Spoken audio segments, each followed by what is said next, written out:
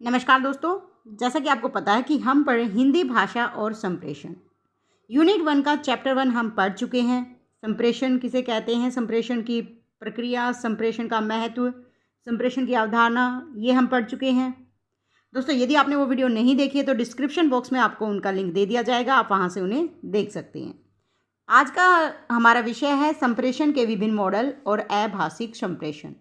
दोस्तों, वीडियो को अंत तक ज़रूर देखिएगा, कहीं पर भी स्किप मत कीजिएगा, क्योंकि स्किप करने से आपका नुकसान हो जाता है और आपको टॉपिक जो है वो समझ में नहीं आता। चलिए शुरू करते हैं। मॉडल शब्द अंग्रेजी भाषा का है। जैसा कि नाम से ही दिखता है कि जो मॉडल है वो अंग्रेजी भाषा का शब्द है, जिसका अर्थ है किसी विचार या सिद्धांत को स्पष्ट करना। मॉडल का अर्थ क्या है? किसी विचार या सिद्धांत को स्पष्ट करना या समझाने की प्रक्रिया। हिंदी में मॉडल के लिए प्रतिमान, प्रारूप और प्रतिरूप, ये 3 शब्द प्रयोग किए जाते हैं मॉडल के लिए। कौन कौन से? प्रतिमान, प्रारूप और प्रतिक्रिया। इनका मतलब होता है किसी प्रक्रिया के तत्वों को प्रदर्शित करना। मॉडल में क्या होता है कि आपको एक विषय दे दिया जाएगा, उससे संबंधित जो जो तत्व होंगे, जो जो प्रक्रियाएं होती हैं, वो इकट्ठा करके आपको प्रदर्शित किया जाता है कि वो तत्व कैसे काम करते हैं। मॉडल किसी भी प्रक्रिया को समझने में आसान बना देता है। मॉडल क्या करता है? कोई भी प्रक्रिया हो उसे समझने में आसान बना देता है। संप्रेषण के मॉडल के माध्यम से संप्रेषण की प्रक्रिया के फायदे और नुकसान व्यक्ति और समाज पर दिखाए जाते हैं। जो संप्रेषण की मॉडल की प्रक्रिया है उसमें क्या करते हैं? संप्रेषण की प्रक्रिया का जो फायदा होता है, नुकसान होता है, किस पर? व्यक्ति और समाज पर, उन्हें दिखाया जाता है मॉडल के माध्यम से। संप्रेषण प्रतिरूप के 4 मुख्य कार्य होते हैं। याद रखिए, संप्रेषण प्रतिरूप जो होता है उसके कितने कार्य होते हैं? 4। दोस्तों, वीडियो अच्छी लगी तो चैनल को सब्सक्राइब करना ना भूलें, वीडियो को लाइक शेयर ज़रूर कीजिएगा, साथ में बेल आइकन प्रेस कर लीजिए ताकि अगले वीडियो का नोटिफिकेशन आप तक आसानी से पहुंच सके और आप उससे लाभ प्राप्त कर सकें। पहला कार्य है संप्रेषण प्रतिरूप का संगठित करना। क्या संगठित करना होता है? मॉडल के जरिए तथ्यों एवं आंकड़ों को इकट्ठा कर। मॉडल के जरिए क्या करते हैं? तथ्य और जो आंकड़े होते हैं उनको इकट्ठा करते हैं और उनके आपसी संबंधों को निर्धारित करते हैं। पहले क्या करेंगे? तथ्यों और आंकड़ों को इकट्ठा करेंगे, फिर उनका आपस में संबंध निर्धारित करेंगे और सही रूप में उन्हें अभिव्यक्त करते हैं। यही मॉडल का काम है, ताकि जो प्रक्रिया है, जो संदेश है, जो चीज़ें हैं, वो आप तक आसानी से पहुंच सके और आप उन्हें समझ सके। संप्रेषण प्रतिरूप का दूसरा कार्य है अनुमान लगाने योग्य बनाना। क्या? देखिए, मॉडल के माध्यम से व्यक्ति बात को समझकर भविष्य का अनुमान लगाने लायक बनता है।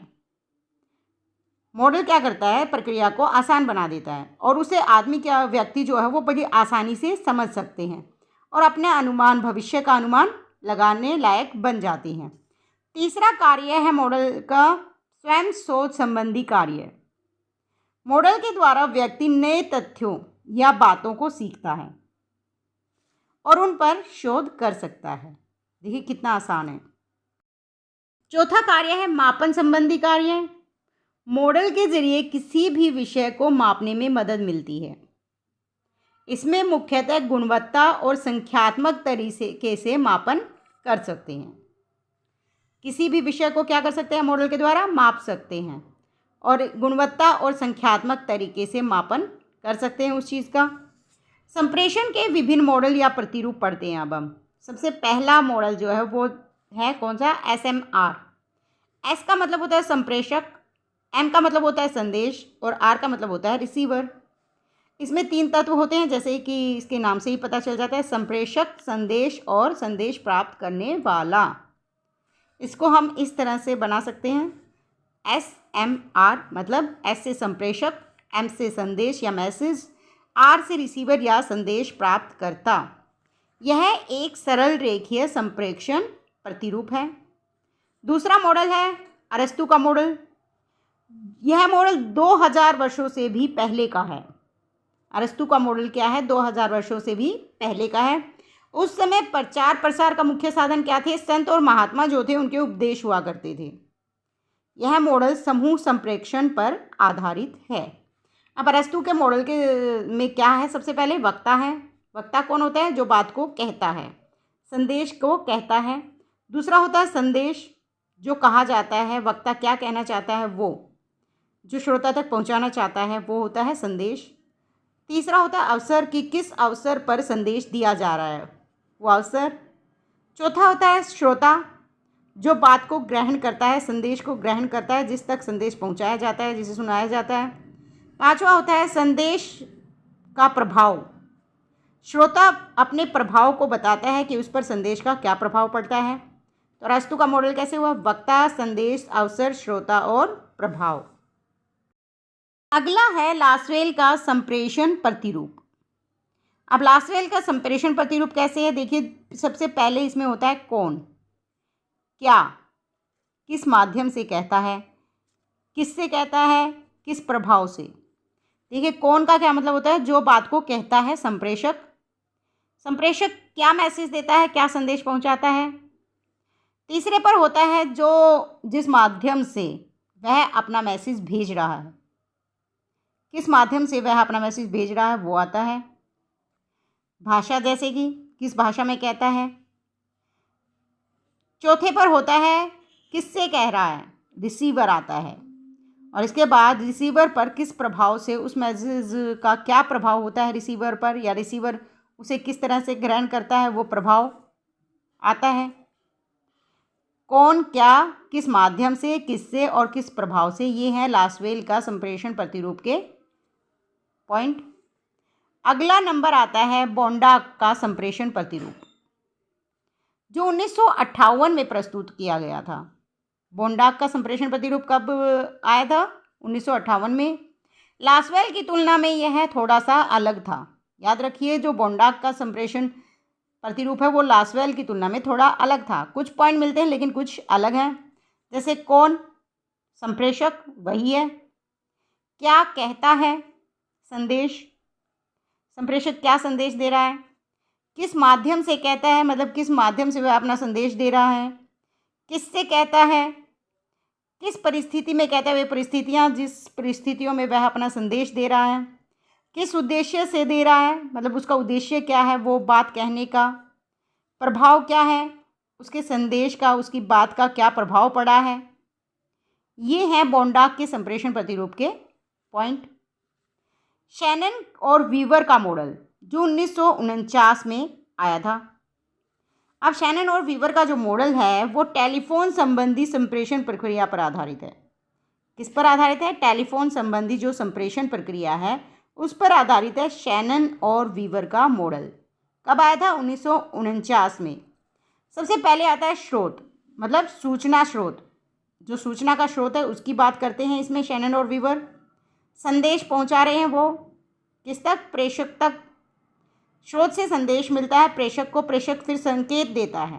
प्रेषक मतलब कौन? जो बात कहता है। प्रेषक संकेत देता है उस संदेश का, उस संदेश का जो संकेत मिलता है उसे ग्रहीता, मतलब जो रिसीवर होता है वो उसे प्राप्त कर लेता है। और जब संकेत पहुंचाता है तो बीच में शोर भी हो सकता है टेलीफोन पर। अब वो संदेश को ग्रहण करने वाला जो ग्रहीता होता है, रिसीवर होता है, वो संदेश को उसके गंतव्य स्थल तक पहुंचाता है। मतलब जो स्रोत या प्रेषक अपने संदेश को जहाँ तक पहुँचाना चाहता है वहाँ तक वो अंत में पहुँच जाता है। विलंबर श्रेम का मॉडल 1954 में आया था। याद रखिए, विलंबर श्रेम का मॉडल कब आया था? 1954 में। इनके मॉडल के पॉइंट है, सबसे पहले स्रोत, जिसे सोर्स कहते हैं। स्रोत से संप्रेषक, जो संदेश को आगे भेजता है, इसे एनकोडर भी बोलते हैं। फिर वह संकेत करता है, सिग्नल देता है, फिर उसे ग्रहण करता, डिकोडर जो है वो ग्रहण कर लेता है संकेत को। और फिर आगे आता है श्रोता का लक्ष्य या डेस्टिनेशन, जहाँ तक संकेत को पहुँचाया जाता है। चलिए बात करते हैं अभाषिक संप्रेषण किसे कहते हैं। जैसे कि नाम से इस शब्द है, स्पष्ट है कि अभाषिक मतलब बिना भाषा के या बिना शब्दों के संप्रेषण। जब हम अपने भावों, विचारों या सूचनाओं को बिना बोले, बिना शब्दों का प्रयोग किए दूसरों तक पहुंचाते हैं तो वह अभाषिक संप्रेषण कहलाता है।